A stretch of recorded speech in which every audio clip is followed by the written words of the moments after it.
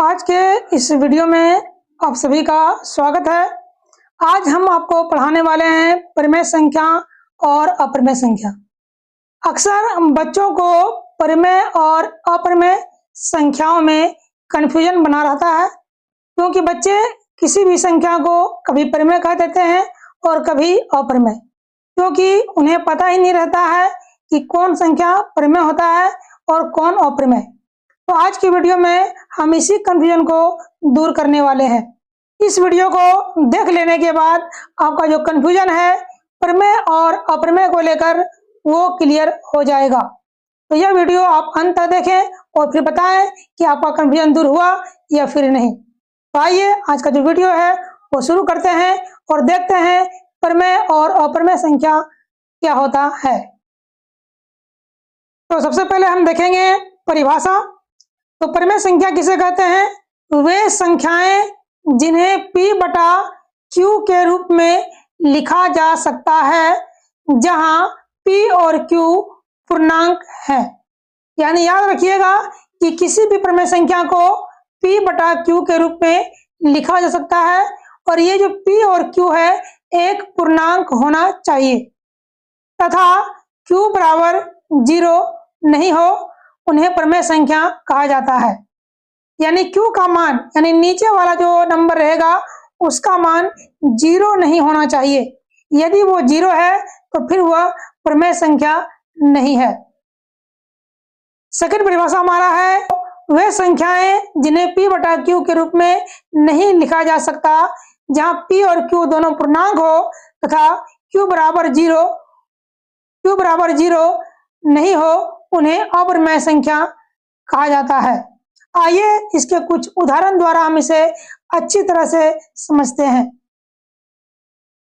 कुछ मुख्य बातें भी हम देख लेते हैं कि इन संख्याओं का दशमलव रूप ना तो समाप्त होता है और ना दोहराता है। किन संख्याओं का? तो अपरिमेय संख्याओं का। आइए अब कुछ उदाहरण के माध्यम से इसे हम डिटेल में समझ लेते हैं।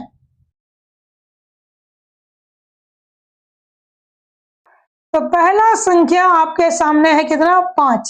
तो 5 को आप लिख सकते हैं 5 बटा 1।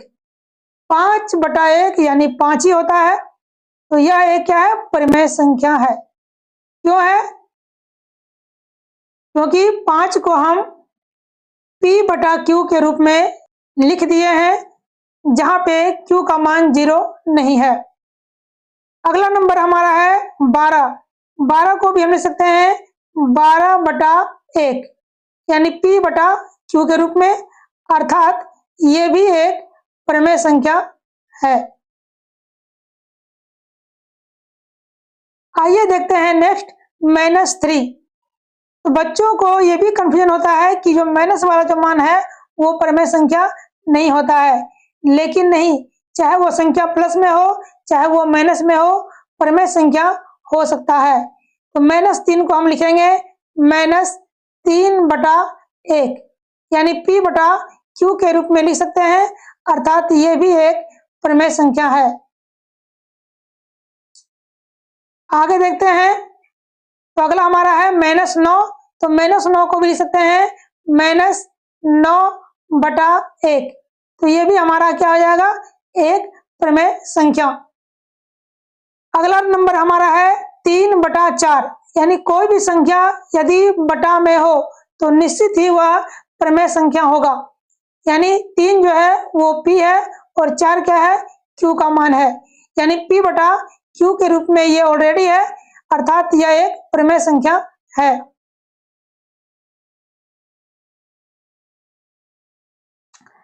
अगला लेते हैं 7 बटा 10। तो 7 बटा 10, 7 हमारा क्या है? P का मान है और 10 जो है वो Q का मान है। यानी Q का मान जो है वो 0 नहीं है, अर्थात यह भी एक परिमेय संख्या है।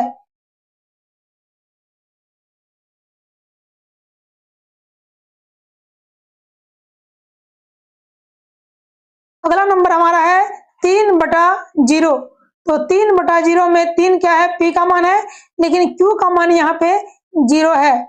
इसका मतलब ये परिमेय संख्या नहीं है, क्योंकि Q का मान जो है वो 0 नहीं होना चाहिए। जबकि यहाँ q का मान 0 दिया गया है, अर्थात यह प्रमेय संख्या नहीं है। आगे देखते हैं 16 पर अंडर रूट है, यानी 16 का हम वर्गमूल निकाल सकते हैं जो एक पूर्णांक होगा। तो 16 का जो वर्गमूल है वो कितना होता है? तो वो होता है 4।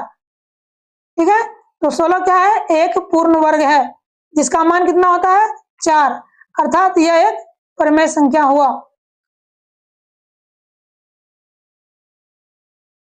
नेक्स्ट हमारा इसी प्रकार से क्वेश्चन है अंडर रूट 49।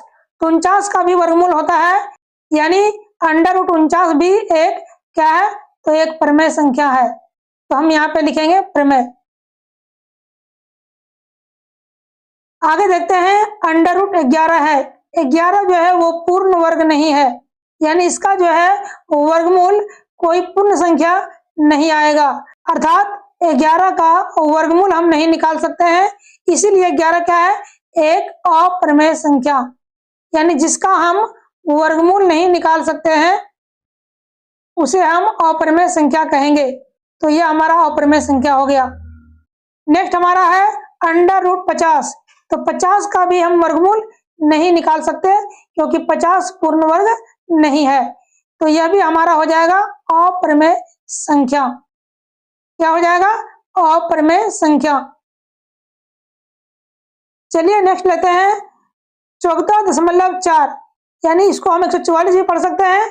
तो 144 का वर्गमूल निकाल सकते हैं जो कि आता है 12, लेकिन यह प्रमेय संख्या नहीं होगा क्योंकि इसका वर्गमूल 12 नहीं हो सकता। क्यों नहीं हो सकता? क्योंकि एक अंक के बाद यहाँ पे दशमलव का साइन दिया गया है, जबकि 2 अंक के बाद साइन होना चाहिए। यानी किसी भी संख्या का अगर हम वर्गमूल निकाल रहे हैं तो वर्गमूल के अंदर यदि दशमलव है तो वह दशमलव 2 अंक के बाद या 4 अंक के बाद या 6 अंक के बाद होना चाहिए, जबकि यहाँ पे देखते हैं तो 1 अंक के बाद हमारा दशमलव का साइन है, अर्थात यह प्रमेय संख्या नहीं है, यह एक अप्रमेय संख्या है।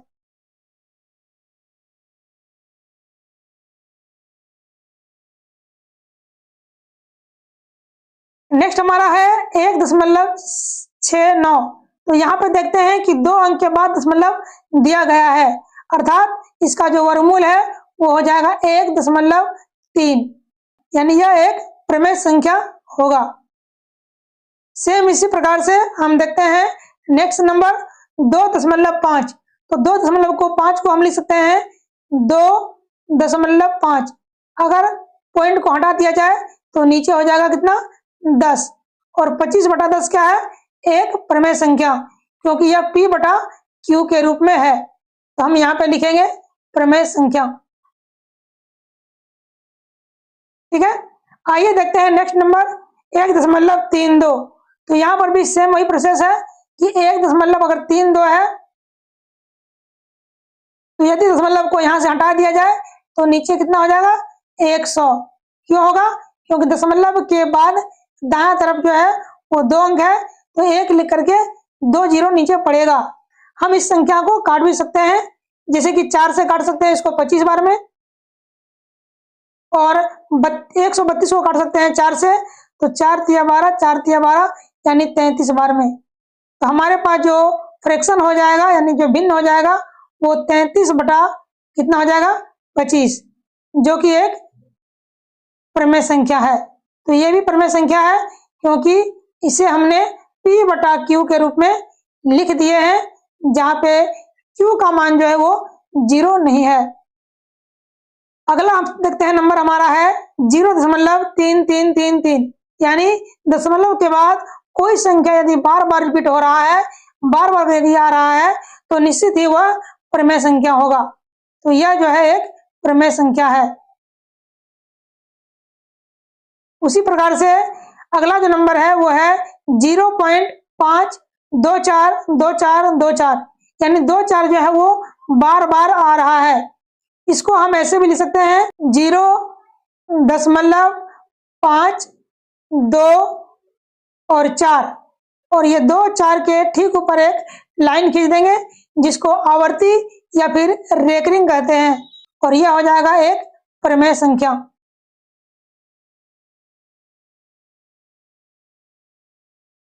अगला जो हमारे पास संख्या है वो है 3.10, 100, 100, 100, यानी कोई भी जो खंड है या कोई भी जो नंबर है वो बार बार रिपीट नहीं हो रहा है, अर्थात यह एक अप्रमेय संख्या होगा।